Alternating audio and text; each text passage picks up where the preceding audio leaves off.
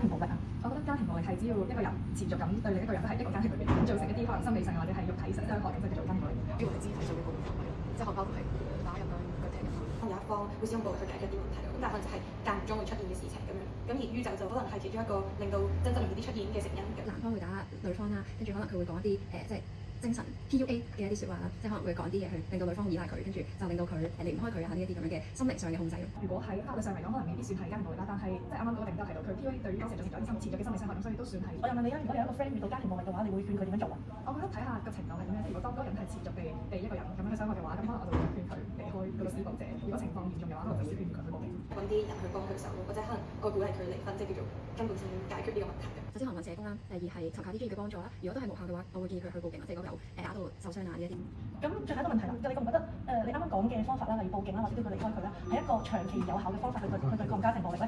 我覺得如果即係警方真係拘捕咗嗰個施暴者嘅話，咁對於受害者嚟講都叫做一個好有效嘅方法，因為只能佢可以遠離嗰個施暴嘅源頭，就可以減少傷。離婚就可能係直接解決咗個問題咯，咁係要靠好大決心。其實我覺得家庭暴力係唔能夠解決嘅，即係純粹只係重點就係保護嗰個受害者，即係要揾社幫揾調查，咁呢個係令到受害者有翻保障。但係如果係即係停止家庭暴力嘅話，其實係唔需要即係了解個施暴者嗰個動機。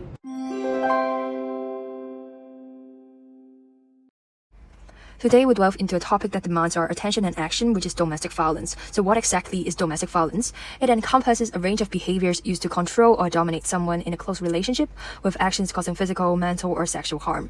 In Hong Kong, the Domestic and Cohabitation Relationships Violence Ordinance tries to address this issue.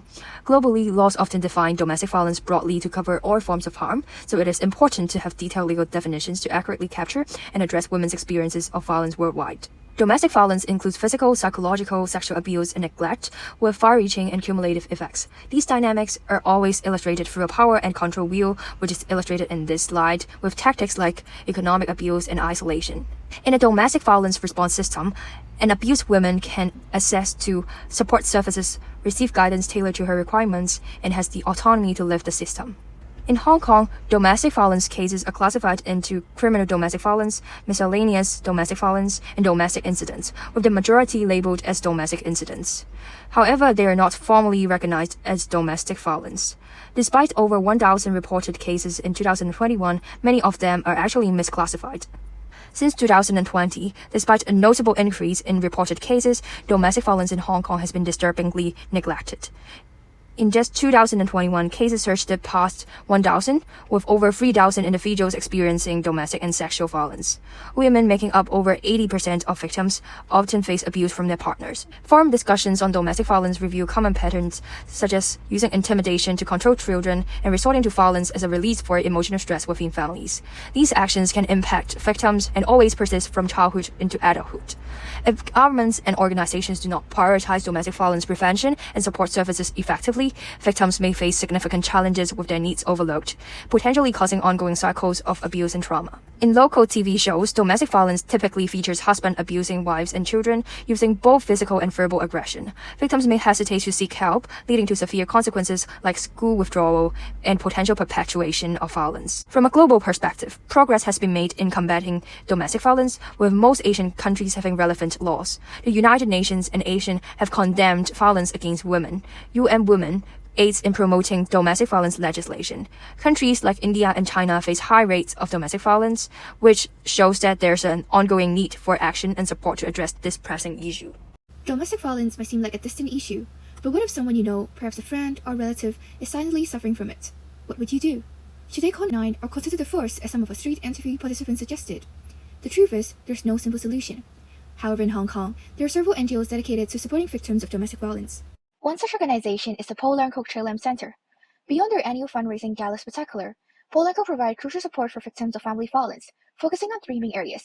First, judicial support services, including simulated court sessions, volunteer lawyers offering legal guidance and accompaniment to ease the victim's anxiety. Second, community resource bridging to help victims access essential services like housing to rebuild their lives.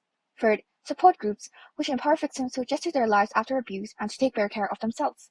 Another key resource is Harmony House, which offers comprehensive anti-domestic violence services, including a 24-hour hotline and provision of shelter for victims for up to 3 months, giving them time to escape danger and plan their next steps.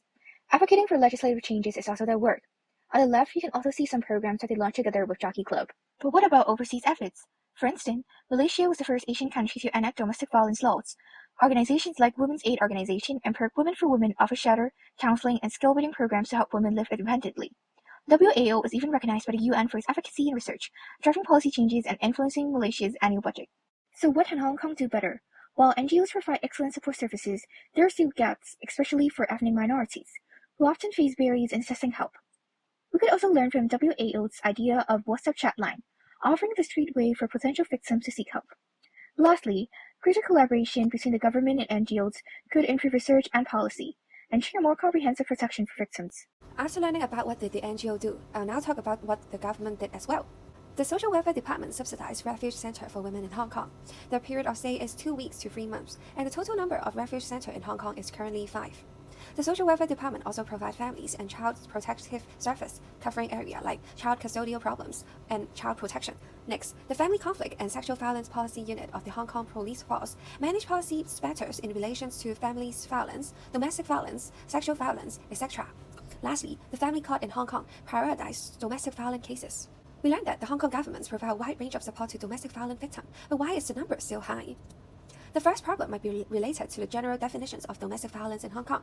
The definition provided by the Department of Justice use terms like generals or broad, and the coverage of definitions include only physical or mental abuse. In comparisons, the Malaysia's Domestic Violence Act has a broader definitions and includes detailed descriptions of abuse such as psychological abuse and financial losses. Lastly, although the government provides a wide range of support, some programs show the lack of effectiveness. For example, the Better Intervention Program launched in 2008. In US, it is a 30 days mandatory program, but in Hong Kong, it is a 13 sessions counseling program to improve the relationship between intimate partner. And the result also shows ineffective. 唔好飲啦，唔好飲啦，聽日仲要返工啊！唔好飲啦，唔好飲啦，真係唔好飲啦！聽日返工對身體唔好啊！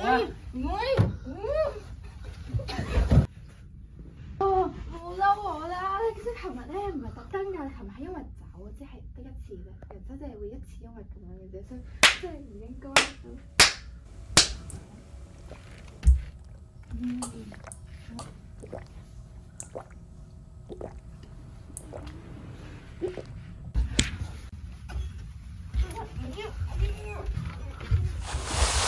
你隻眼鏡真係好咯，你點可以咁樣對我㗎？嚇，日日喺度煩住我唔幫你飲酒，你好一定要死啊！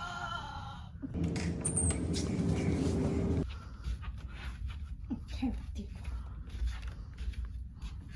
喂，搞錯。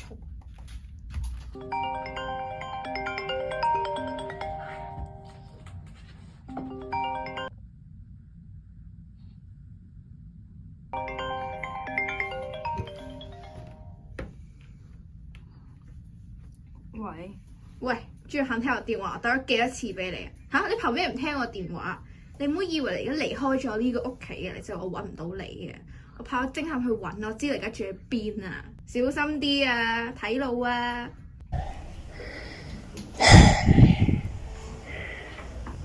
In this roleplay, we reference a case featured in Hong Kong Connections in 2005. Our aim was to recreate the scenes to gain a better understanding on the victim and the abuser.